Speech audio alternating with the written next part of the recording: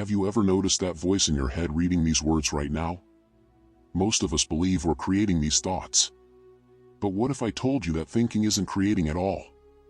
The truth is, you're not producing your thoughts, you're listening to them. Like a radio tuned to a specific frequency, our minds operate more as receivers than transmitters. This phenomenon, which I call the echo method, explains why you can't predict your next thought and why meditation feels so challenging. It reveals something profound about consciousness itself. Stay with me to discover what your mind reveals when you're truly silent. What if the voice in your head isn't yours to command? Think about it. Can you predict your next thought before it appears? Try this simple experiment right now. Sit quietly for a moment and try to know what your next thought will be before it shows up. It's impossible. The thought simply appears, already formed, without your conscious decision to create it. Most of us live with the comforting assumption that we're the authors of our mental stories. We believe we actively create our thoughts, directing them like a conductor leads an orchestra. This sense of authorship feels so natural that we rarely question it. After all, they're happening in your head, so they must be yours, right? This assumption forms the foundation of how we understand ourselves and our place in the world. Yet when you examine this process closely, you discover a puzzling truth. Thoughts don't arrive because you summon them. They emerge spontaneously, fully formed, as if delivered from somewhere else. This realization hints at a radical shift in perspective. Thinking may be about receiving thoughts rather than creating them. Consider how a radio works.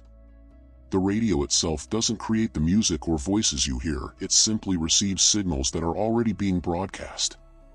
Your favorite song exists in the airwaves whether your radio is turned on or not. Your mind might operate similarly, consciousness functioning as a sophisticated receiver tuning into thoughts rather than generating them. This perspective challenges our fundamental sense of identity and mental control. If we're not creating our thoughts, then who or what are we? The boundary between I and my thoughts suddenly becomes much clearer. There's the thoughts themselves, and then there's the awareness experiencing them, two distinct phenomena rather than a single unified process. Last week, I was stuck on a problem at work. After hours of focused effort, I gave up and took a walk. Suddenly, the solution appeared in my mind, complete and obvious. I hadn't been consciously working on it, the answer simply arrived, as if transmitted from elsewhere.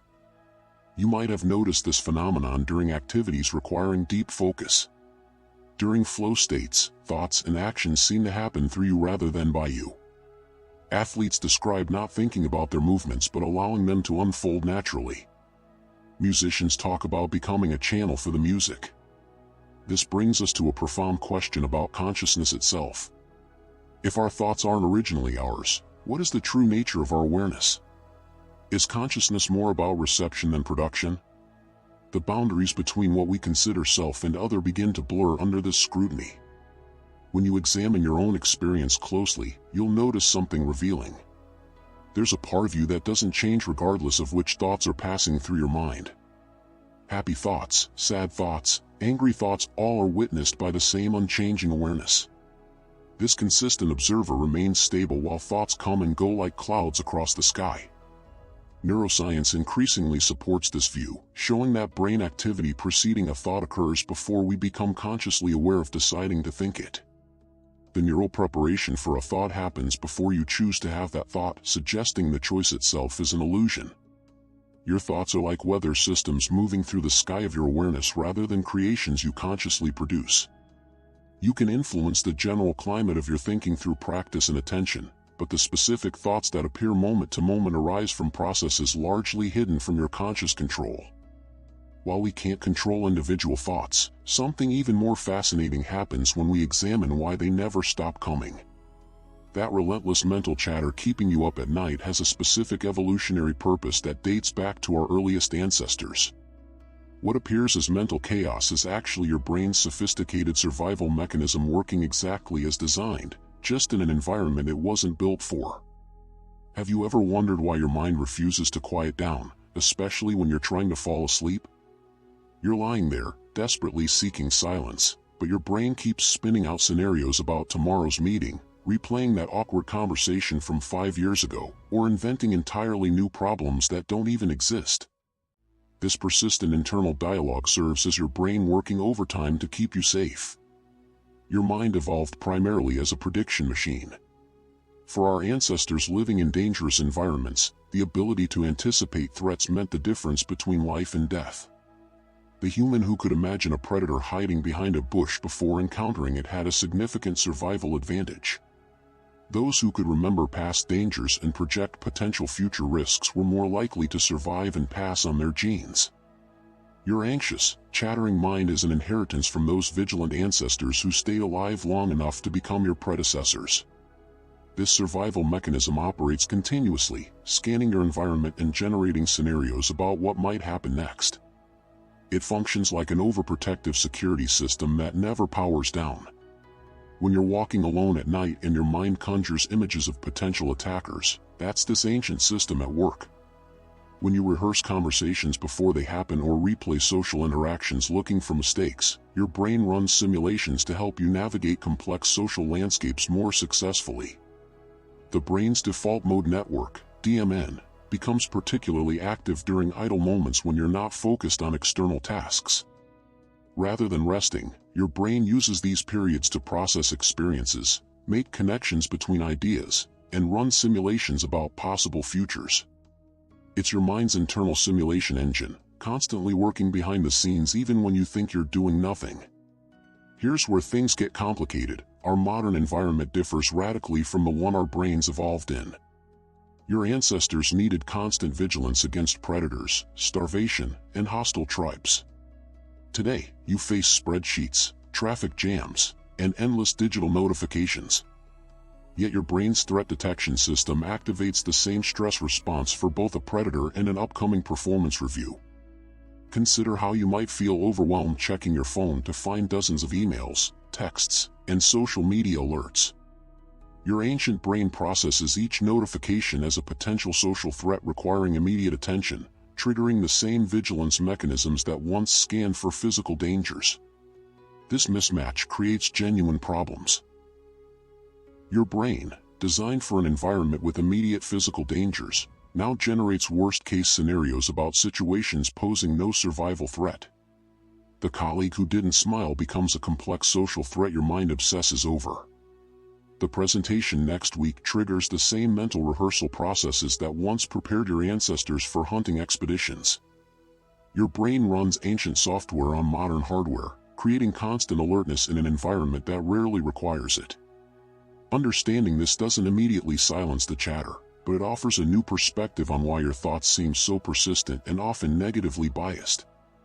Your mental noise isn't random, it's the sound of an ancient survival system doing exactly what it evolved to do. The problem isn't that your brain is malfunctioning, it's functioning perfectly for an environment that no longer exists. Your brain's ancient survival mechanisms generate constant mental noise, but there's something even more surprising happening beneath the surface. When you're alone with your thoughts, the same brain regions that process conversations with other people light up in distinctive patterns, suggesting that thinking isn't about creating thoughts at all, it's about listening to them. This counterintuitive discovery challenges what most of us assume about moments of quiet reflection. When you're sitting in silence, staring out the window with no external stimulation, your brain isn't powering down. Instead, specific neural networks are ramping up their activity, working harder than when you're engaged with the outside world. Neuroscientists call this bustling mental workspace the default mode network, or DMN. The DMN serves as your brain's autopilot system activating whenever you're not focused on an immediate task. When external demands fade away, these brain areas light up like a Christmas tree on brain scans, consuming significant metabolic energy to process your sense of self, navigate your personal narrative, and replay important memories. The DMN forms the neurological basis for your internal dialogue, that voice you hear when thinking about yourself, your past, or imagining future scenarios.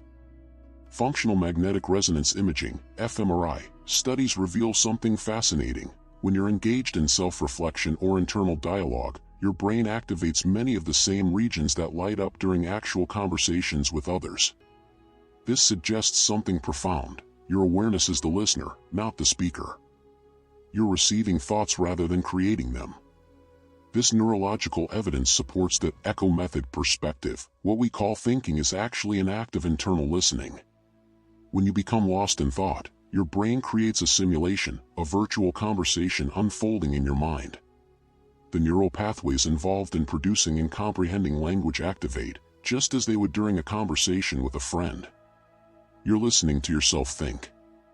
Meditation research provides valuable insights into what happens when we interrupt this mental broadcast. Brain imaging studies show that meditation practices significantly affect DMN activity, reducing its dominance and creating more space between thoughts. Through mindfulness meditation, you train your brain to notice the gap between the thinker and the observer, developing metacognition, your ability to witness thoughts without becoming entangled in them. This separation explains why regular meditators report feeling less identified with their thoughts. They strengthen their capacity to recognize thoughts as mental events rather than absolute realities. A thought like "I'm a failure" transforms from a crushing personal truth into a passing mental event, something observable rather than defining. Your brain treats these internal echoes similarly to external speech.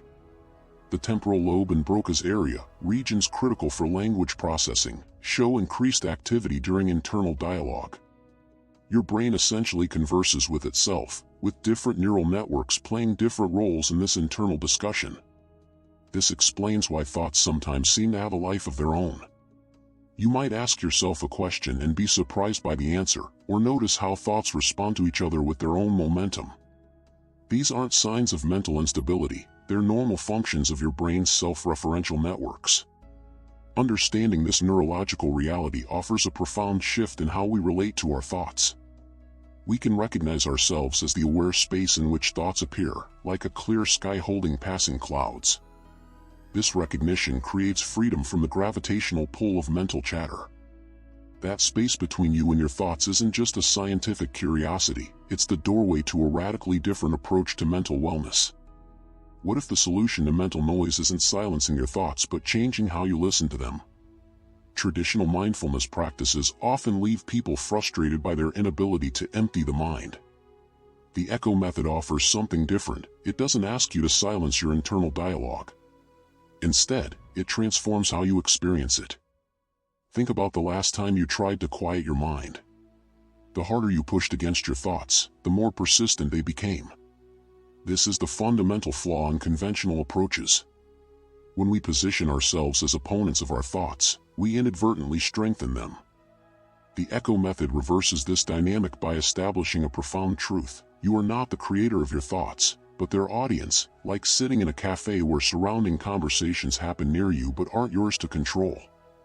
This perspective shift creates immediate distance from mental chatter.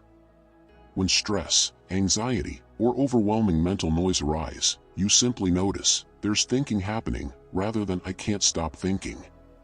Let me share how this worked for Sarah, a marketing executive who struggled with presentation anxiety. Minutes before a major client pitch, her mind raced with catastrophic scenarios. Instead of fighting these thoughts, she paused, took a breath, and mentally stepped back. "I'm just hearing these worried thoughts," she noted. This small shift created enough space for her to proceed confidently, delivering one of her most effective presentations. Here's how to apply the echo method in your daily life. 1. When stress arises, pause briefly. 2. Notice thoughts without trying to change them. 3. Recognize yourself as the listener, not creator. 4. Allow clarity to emerge naturally. This approach transforms decision-making. When facing difficult choices, rather than getting entangled in competing mental narratives, position yourself as the observer. This allows you to see patterns more objectively and distinguish between emotional reactions and logical reasoning. The method effectively identifies recurring thought patterns, that critical inner voice questioning your abilities, the anxious mind catastrophizing outcomes, or ruminating thoughts replaying past mistakes. Through the echo method, you recognize these not as truth but as habitual mental broadcasts. There's that familiar thought about not being good enough. Emotional triggers become clearer when you observe thoughts rather than immediately believing them. You'll notice connections between specific situations and the thoughts they generate. Perhaps criticism triggers self-doubt, or certain social situations prompt comparisons to others. By noticing these patterns as an observer, you gain insight without being consumed. Negative self-talk transforms through this approach. Rather than believing self-criticism completely or fighting it with affirmations, recognize the critical voice as just one mental broadcast, not an absolute truth about yourself. The echo method also helps in emotional regulation. When difficult emotions arise, feel them without becoming them.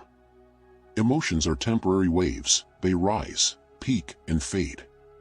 By observing them without letting them define your identity, you create space for them to pass naturally. Begin integrating this practice gradually.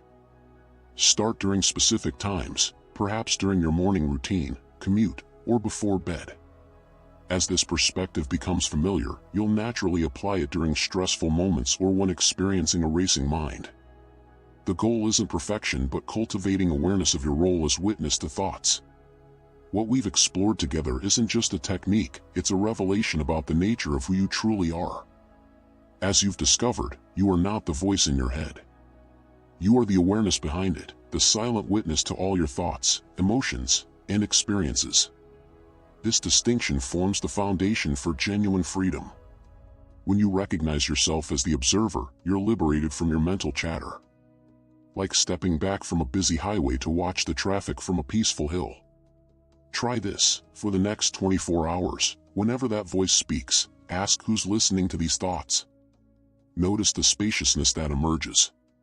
What might change when you live from this awareness?